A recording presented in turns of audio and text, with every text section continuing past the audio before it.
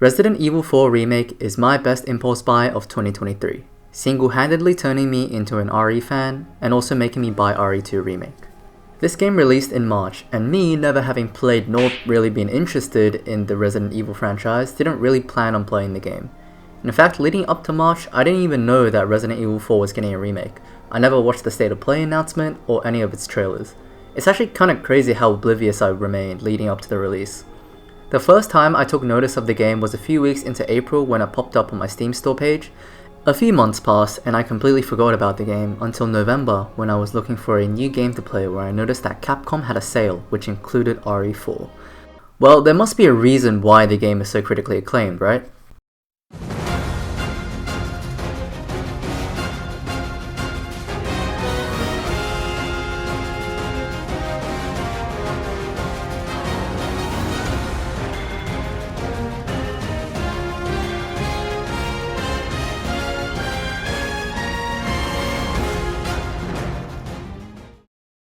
Yeah, I think I see why everyone loves RE4.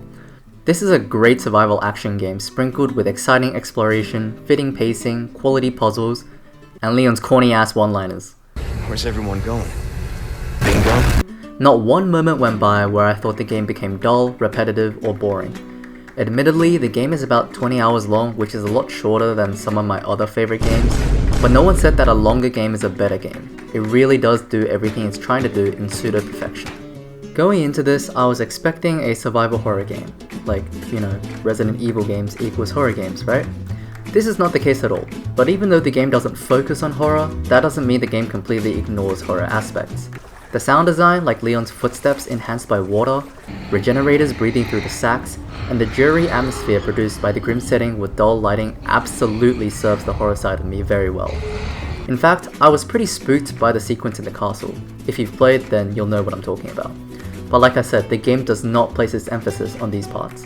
What it really focuses on is the action and exploration. The story is interesting too, with beautiful pacing. I've never played the original Resident Evil 4, but from what I've heard and read online, the combat only got better. The introduction of craftables like gunpowder make you seriously consider what you need, as expected in a survival game. And in my experience, it feels like you can never have enough gunpowder. I did, however, play the whole game with the red suitcase because I didn't see that the default one gave you more handgun ammo. The new parry mechanic is also really fun and feels satisfying when you parry at the perfect time, followed by a counterattack. It's strong, but they made sure to make countermeasures so that you wouldn't be invincible with the knife durability. The combat feels smooth and does a good job to keep you focused throughout the game, with different gimmicks and options for different enemies. The game isn't too easy or too difficult either, and this is all thanks to its adaptive difficulty. Let me explain. The difficulty in RE4 relies on multiple factors. For example, your performance in-game, this is like how many headshots, how much damage you've taken, etc. And how many items you have in your inventory. Taking into account all of these factors, the game will calculate a number between 1 and 11. The higher the number is, the higher the difficulty is, and thus the harder the game will become. All of this is calculated in real time, and so it does a very good job at balancing the difficulty between cakewalk easy and annoyingly hard. But then what's the point of selecting the difficulty at the start, you ask? Selecting the difficulty at the start will set upper and lower bounds of the number calculated. For example, if you selected the normal difficulty, then the lowest number is 4 and the highest number is 7, whereas if you selected hardcore, the lowest number is 7 and the highest is 10. It really is an amazing system, and it does so much work behind the curtains to ensure the player has a fair and enjoyable experience throughout the whole game. The exploration and backtracking in this game is absolutely phenomenal. You can miss out on so much stuff every time you finish a playthrough. Like, did you know you can completely miss out on a whole assault rifle hidden in a small tucked away part of the map? A lot of the exploration relies on optional puzzles and, God forbid, backtracking. But the backtracking in Resident Evil 4 is done in a way where it doesn't feel like a trek.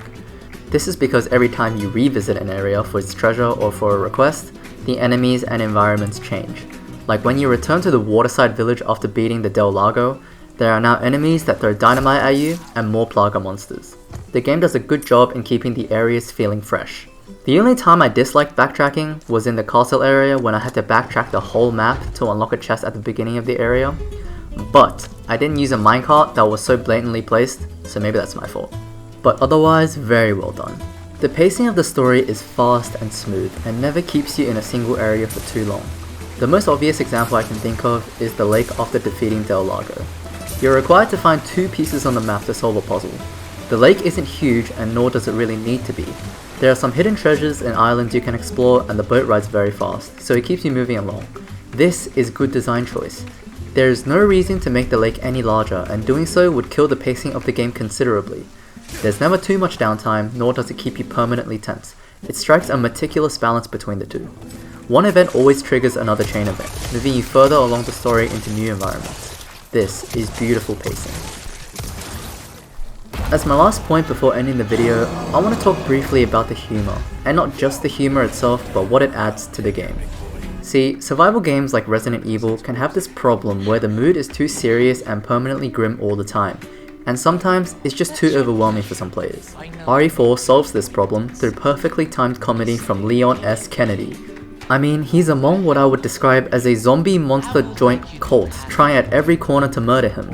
Not only that, but he has the virus that turned people into those monsters inside of him. And then he does some shit like...